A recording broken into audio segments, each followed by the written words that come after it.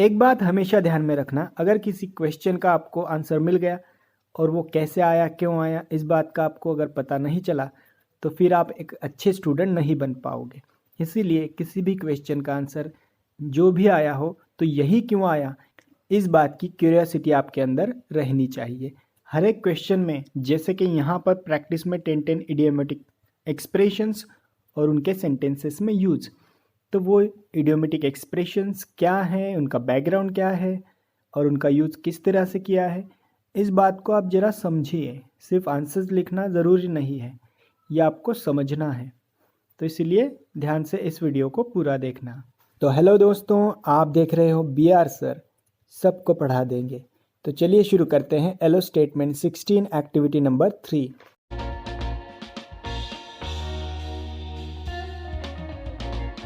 Activity number 3 में जो instructions हैं फॉर टीचर्स एंड स्टूडेंट्स, तो उनमें एक चीज़ मेन है कल्चरल एंड ट्रेडिशनल बैकग्राउंड। जो इडियोमेटिक एक्सप्रेशंस होते हैं वो कहाँ से निकल कर आए, उनका क्या बैकग्राउंड है, इन चीज़ों को हमको स्टडी करना है। Learning activity. Raj, a 10th standard student interested in global history and English. Raj जो कि 10th स्टैंडर्ड में पढ़ता है, उसको ग्लोबल हिस्ट्री और इंग्लिश इन चीज़ों में इंटरेस्ट है। हैज़ ट्रांसलेटेड द पानीपत, उसने पानीपत को इंग्लिश में ट्रांसलेट किया है।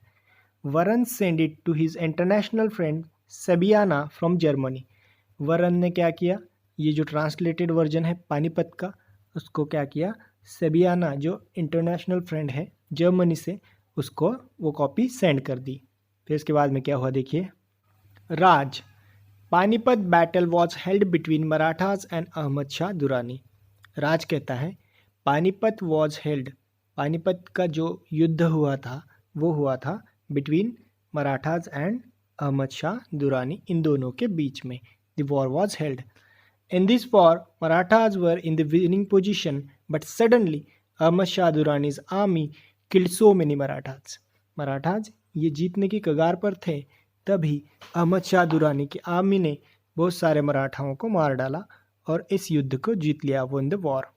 इन दिस वॉर, ध्यान दीजिएगा, 9 lakh bangles were broken, 9 lakh चूड़ियाँ टूटी या फिर तोड़ी गईं।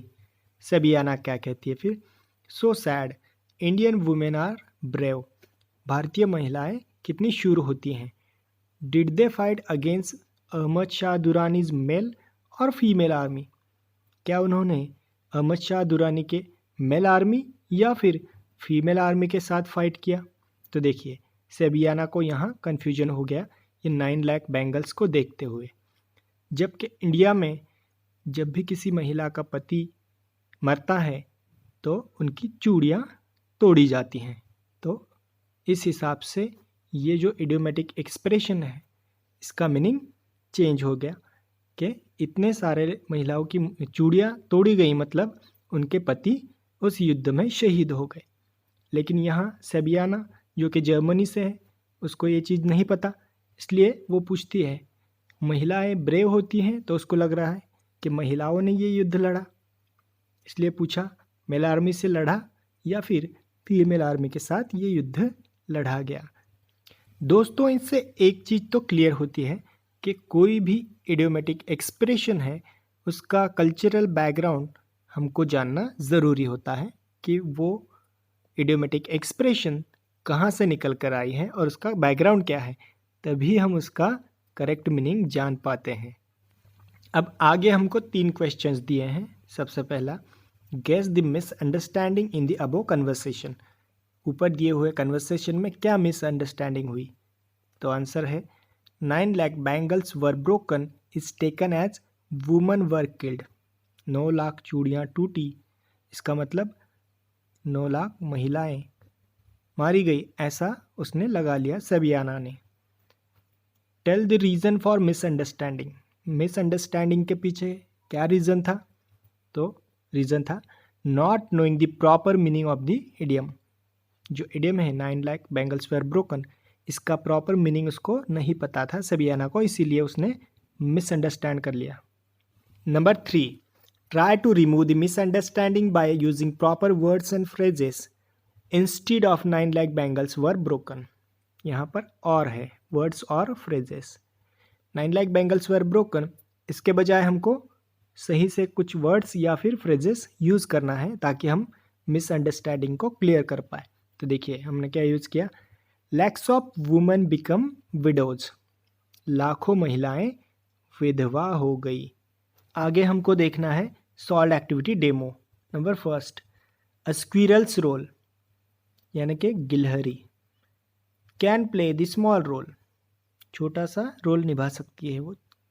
It's Indian expression with Ramayana tradition, Ramayana जो कि इंडियन एक एपिक है उसमें से निकल कर आया है ये expression, a squirrel's role.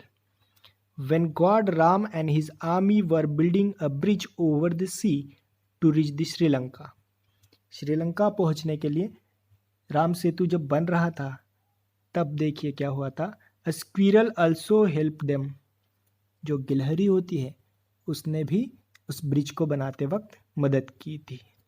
Out of this myth, the phrase a squirrel's role is used for small and honest help, तो तब से लेकर कोई छोटी सी भी हेल्प कर देता है और वो हेल्प सच्चे मन से की जाती है तब हम ये फ्रेज यूज़ करते हैं, a squirrel's role.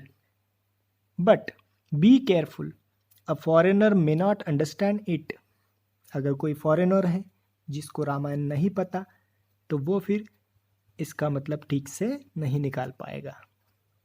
Number second, pass out, in India I pass out the examination, मैंने वो एग्ज़ाम पास कर ली। लेकिन यूएसए में क्या है, पास आउट का मतलब होता है डाइड यानी मर गया। अब आपको पूरी तरह से क्लियर हो गया होगा कि किसी भी इडियोमेटिक एक्सप्रेशन के पीछे का बैकग्राउंड जानना क्यों ज़रूरी होता है। चलिए अब आगे देखते हैं। प्रैक्टिस में find 10 idiomatic expressions from your course book or any other novel and write cultural, traditional, ये कल्चरल और ट्रेडिशनल देखिए दो तरीके का बैकग्राउंड उसके पीछे का हमको जानना है, इडियोमेटिक एक्सप्रेशन के पीछे का। तो ये भी मैंने आपको सॉल्व करके दिया है, एक एक मैं आपको समझाता हूँ।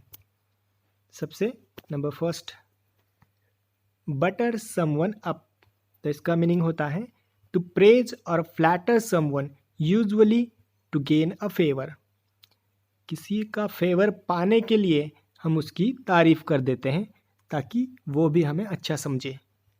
Background, a customary religious act in ancient India included throwing butter balls at the statues of gods to seek good fortune and their favour. प्राचीन भारत में क्या होता था कि गॉड की जो स्टैचू होते हैं, मूर्तियाँ होती हैं, उन पे बटर बॉल्स फेंके जाते थे, यानी कि उन मूर्तियों के ऊपर बटर बॉल्स मतलब मक्खन फेंका जाता था। और ये क्यों फेंका जाता था, गुड फॉर्चून और फेवर के लिए, ताकि भगवान हमें अच्छा समझे और उसकी कृपा हम पर बनी रहे। तो इसका इसीलिए फिर बाद में यूज़ किया गया, टू प्रेज और flatter someone usually to gain a favour. Number second देखते हैं, पुलिंग समवन्स लेग, ये तो बिल्कुल आसान है, किसी की टांग खींचना। तो सच में हम टांग नहीं खींचते, क्या करते हैं, मीनिंग देखिए, टीजिंग समवन, किसी को चिढ़ाना, usually by lying in a joke manner, joking manner, ये तो हम हल्के में लेते हैं, जोक करते हैं, उस वक्त यूज़ करते हैं इस फ्रेज़ को। बैकग्राउंड देखिए, although pulling someone's leg is all in normal fun nowadays, अभी हम इसको नॉर्मल वे में यूज़ करते हैं, लेकिन बैकग्राउंड देखिए, it's background describe the way in which thieves tripped their victims to rob them, चोर जो होते हैं वो उनके विक्टिम्स को रॉब करने के लिए, मतलब जो पीड़ित होते हैं उनको लूटने के लिए ऐसा करते थे। पुलिंग समवन्स लेग मतलब टांग खींचना, तो जो पीड़ित होते हैं उनको लूटने के लिए चोर क्या करते थे, उनकी टांग खींचते थे। तो ऐसा है इसका बैकग्राउंड, लेकिन आज हम इसको जोकिंग मैनर में और हल्के में एज अ फन इस्तेमाल करते हैं। Number 3, hands down, meaning without a lot of effort by far, मतलब बहुत ज़्यादा प्रयास न करते हुए। बैकग्राउंड देखिए, winning hands down is referred to 19th century horse racing when a jockey could remove his hands from the rein, reins मतलब घोड़े की लगाम और जॉकी मतलब जो घुड़सवारी करने वाला होता है वो, and still win the race because he was so far ahead, क्योंकि वो पहले से ही आगे था इसीलिए उसने घोड़े की लगाम को भी छोड़ दिया, हैंड्स डाउन हाथ नीचे कर लिए, फिर भी वो जीत गया, मतलब ज़्यादा प्रयास न करते हुए, इसीलिए कहते हैं उसे without a lot of effort. Number 4, riding shotgun, meaning riding in the front seat of a vehicle next to the driver, driver के बगल वाली सीट में बैठ के सफ़र करना। Background, in the Wild West, the person who sat next to the driver was often equipped with a shotgun to kill any robbers that might happen upon the coach. तो क्या होता था कि ड्राइवर के बगल वाली सीट में एक पर्सन उसको बैठाया जाता था और उसके पास एक शॉटगन दी जाती थी जो कि रॉबर्स अगर हमला करते हैं तो उनको मारने के लिए काम आए। लेकिन आज अगर वो नहीं भी शॉटगन लेके बैठता है फिर भी उसे कहते हैं राइडिंग शॉटगन, सिर्फ ड्राइवर के बगल वाली सीट में बैठकर सफ़र करना। Bite the bullet, meaning to perform a painful task, दर्द भरा काम करना, या फिर एंड्योर एन अनप्लेजेंट सिचुएशन, जिसमें हमें खुशी नहीं मिलती, ऐसी सिचुएशन को सहन करना। तो कहाँ से आई ये एक्सप्रेशन, देखिए background, in the 1800s patients would literally bite on a bullet to cope with the pain of having surgery before anesthesia was common। पहले क्या होता था कि एनेस्थीसिया जो आज हम बेहोश करके ऑपरेशन करते हैं तो वो पहले अवेलेबल नहीं था, तो इसीलिए होश रहते हुए ही उस पेशेंट की सर्जरी होती थी। तो उस दर्द को कम करने के लिए वो एक बुलेट को क्या करते थे, बाइट करते थे, बाइट ऑन अ बुलेट। तो वहाँ से निकल कर आई है expression, idiomatic expression bite the bullet. Number 6, barking up the wrong tree, meaning pursuing a misguided course of action, जैसे हम आजकल बोलते हैं गलत नंबर डायल कर दिया, उस तरीके से। Background, likely referring to hunting, this expression explains when a dog would literally bark at the bottom of the wrong tree after the prey in question move to the next branch. मतलब कुत्ता अगर किसी tree के नीचे भौंकता है जहाँ पर उसे किसी प्राणी को पकड़ना था, लेकिन वो प्राणी पहले ही किसी और ब्रांच पर चला गया है, तो वहाँ उस ट्री के नीचे भौंकना क्या हो जाएगा, बिल्कुल ही फिजूल हो जाएगा, क्योंकि वहाँ वो प्रे जिसे वो पकड़ना चाहता है वो तो है ही नहीं, इसीलिए उसे कहते हैं barking up the wrong tree, गलत तरीके की कोई एक्शन चुनना और उसको फॉलो करना। इसके बाद में देखेंगे number 7, flying off the handle, meaning देखिए सडनली बिकमिंग एनरेज, यानी अचानक से गुस्सा हो जाना। Background, this one is said to come from poorly made axes of the 1800s that would literally detach from the handle. क्या होता था कि जो एक्सेस होती थी कुल्हाड़ी, तो उनके हैंडल से वो अलग हो जाती थी अचानक से, तो इसीलिए फ्लाइंग ऑफ द हैंडल, उस हैंडल से वो एक्सेस क्या हो जाती थी, फ्लाइंग ऑफ, अलग हो जाती थी, तो उसकी वजह से ये शब्द वो निकल कर आया और उसे इडियम में कन्वर्ट किया, सडनली बिकमिंग एनरेज, यानी अचानक से गुस्सा हो जाना, इसका ऐसा मतलब निकाला जाता है। Arm to the teeth, meaning to be extremely well equipped, मतलब हथियारों से वेल इक्विप्ड होना, हथियारों से सुसज्ज होना।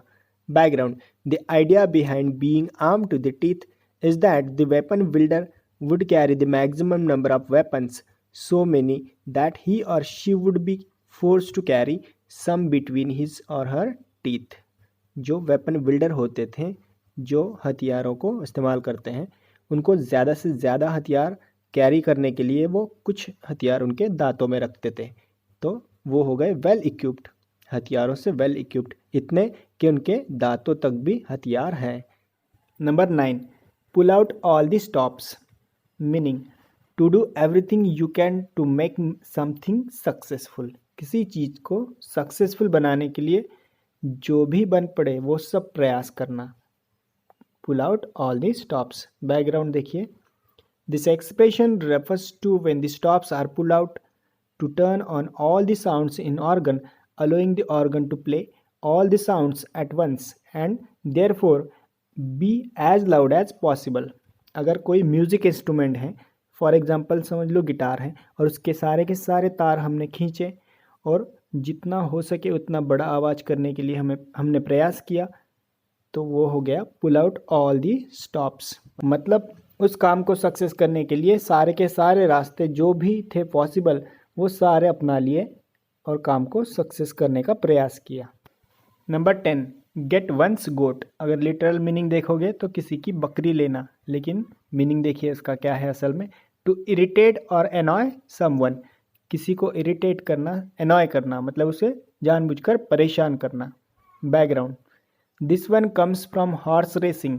Jockeys place goats in their stables with their horses as this was said to relax the horses. घोड़ों के अस्तबल में घोड़ों के साथ बकरियों को रखते थे ताकि वो घोड़े रिलैक्स रह सकें। However the competitors would remove the goats of the rivals. क्या करते थे उनके कंपिटिटर्स? उनकी बकरियां निकाल लेते थे वहाँ से। To spook their competitors horses, तो उनके घोड़े जो है वो वहाँ पर शांत ना रह सके। Hoping they would consecutively lose the race, और फिर अगले दिन वो रेस में हार जाएं, तो इस तरीके से उनको परेशान करते थे। तो आजकल इस फ्रेज को यूज़ किया जाता है किसी को परेशान करना, to get one's goat. Extension activity, list any 10 idiomatic expressions from the internet, understand their meaning and use them in your own sentences। इसको भी हमने सॉल्व करके दिया है। Don't cry over spilt milk. दूध अगर गिर जाता है तो फिर उसका अफसोस करके कोई फ़ायदा नहीं, क्योंकि हम उसको फिर से ठीक नहीं कर सकते। Meaning, don't cry over what has happen as it can not be fixed. अगर कुछ गलती हो जाती है और वो दोबारा से हम उसको ठीक नहीं कर सकते तो ऐसे बात में अफसोस करके कोई फ़ायदा नहीं। Rakesh failed his examination but his mother said to him. To चाहिए था यहाँ पर। Don't cry over spilt milk. Rakesh exam में फेल हो गया तो उसके माँ ने उसको बोला कि जो भी हुआ उसके ऊपर अफसोस करके कोई फ़ायदा नहीं। नंबर 2 देखिए, every cloud has a silver lining. Meaning, bad things one day eventually lead to good things. अगर गलत चीज़ें चल रही है हमारी ज़िंदगी में तो एक ना एक उम्मीद की किरण ज़रूर आती है। Example, see yesterday you were upset as your mobile was stolen. कल तुम परेशान थे, अपसेट थे, नाराज़ थे क्योंकि तुम्हारा मोबाइल चोरी हो गया था। But look at you today, you got a decent job. लेकिन आज देखिए, आज तुम्हें नया जॉब मिल गया। इट इज़ राइटली, यहाँ पर इट इज़ चाहिए। It is rightly said that every cloud has a silver lining. किसी भी क्लाउड के पीछे एक सिल्वर लाइनिंग यानी उम्मीद की किरण होती है। मतलब अगर कुछ गलत हो रहा हो तो उसके बाद में कुछ ना कुछ अच्छा होने वाला होता है, इस तरीके से। Number 3, black sheep. Meaning, being a disgrace for the family. Family के लिए एक कलंक होना। Example, he was the black sheep for the family as he spoiled the reputation of the family. उसने उसके फैमिली की जो रेपुटेशन थी उसको ख़राब कर दिया, इसलिए वो उसके फैमिली के लिए क्या हो गया, एक कलंक हो गया। Number 4, beside yourself with joy, यानी बहुत ज़्यादा खुश होना। Meaning, to be extremely happy. बहुत ही सिंपल है। Example, I know that you are beside yourself with joy for passing the examination. Exam pass होने की वजह से तुम बहुत ही ज़्यादा खुश हो। नंबर 5, बेयर अ ग्रज, यानी घृणा या फिर असंतोष मन में बनाए रखना किसी चीज़ के लिए। Meaning, to continue to feel angry or unfriendly for someone or something because of a particular past incident. Past में कोई चीज़ हुई, उसके साथ कोई घटना हुई, तो उस वजह से किसी चीज़ या फिर किसी व्यक्ति के ऊपर हम घृणा बनाए रखते हैं हमारे मन में। For example, I bear a grudge against him for not telling me the secret. उसने मुझे एक बार सीक्रेट बात नहीं बताई थी, इसीलिए मैं उसके प्रति हमेशा से मन में असंतोष बनाए रखता हूँ। Number 6, down for the count. अब देखिए, मीनिंग, टायर्ड, थका हुआ, गिविंग अप यानी प्रयास करना छोड़ देना, थका हुआ होने की वजह से। एग्जाम्पल देखिए, he is down for the count after working the whole day in the office. दिन भर ऑफिस में काम करने की वजह से अब वो क्या हो गया है, थका हुआ हो गया है। Number 7, looking to your laurels, meaning not be lost in your achievements and losing the sight of what is supposed to happen. हमने जो भी अचीव किया उसमें हम खो ना जाएं, ताकि हमको आगे जो होने वाला है वो दिखे ही ना। ऐसा हमको नहीं करना होता है। जो भी हमने अचीव किया है ठीक है, अच्छी बात है, लेकिन उसी को हम लेकर इतना ज़्यादा एक्साइटेड ना हो जाए कि आगे आने वाली चीज़ें हमें दिखे ही ना। For example, it is good to look at your laurels but do not rest on it. हमने जो अचीव किया है उसको हमें एंजॉय तो करना ही है, लेकिन आगे जो होने वाला है उस पर भी हमें ध्यान रखना चाहिए। Number 8, give it a whirl, meaning to give something a try, किसी चीज़ को एक बार ट्राई करके देखना। For example, once in my life I will give it a whirl, ज़िंदगी में एक बार ही सही उस चीज़ को मैं ट्राई करके देखूँगा। Number 9, go the extra mile, meaning to make an extra effort, थोड़ा ज़्यादा प्रयास करना। Example, he is ready to go the extra mile for the career, उसके करियर के लिए वो थोड़ा ज़्यादा प्रयास करने के लिए रेडी है। Number 10, crying wolf, meaning to ask for help when you don't need it, अगर मदद की ज़रूरत नहीं है फिर भी मदद मांगना। Example, he is a crying wolf hence no one believes him, वो एक क्राइंग वल्फ है, मतलब मदद की ज़रूरत नहीं होती फिर भी मदद मांगता है, इसीलिए अब उस पर कोई यकीन नहीं करता। इस तरीके से हमने सारे क्वेश्चन सॉल्व कर लिए, और आपको ये एक्सप्लेनेशंस अगर पसंद आते हैं तो हमें कमेंट में बताइए, या फिर आपको सिर्फ आंसर चाहिए वो भी हमें कमेंट में बताना। अगला एलो स्टेटमेंट लेकर हम जल्दी ही आएंगे। Thank you.